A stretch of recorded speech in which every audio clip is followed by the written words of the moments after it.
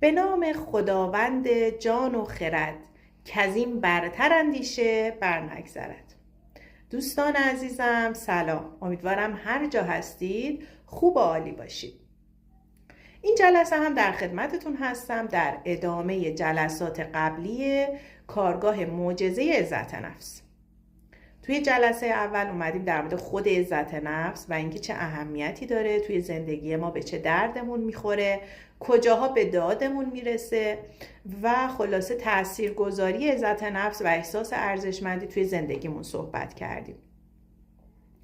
جلسه دوم اومدیم گفتیم که چطور یک خانم با عزت نفس و با سیاست باشیم، چطور فرزندان با عزت نفس تربیت کنیم و در نهایت یه مقدار در مورد فن بیان صحبت کردم. اینکه 2 راهکار خیلی خوب خدمتتون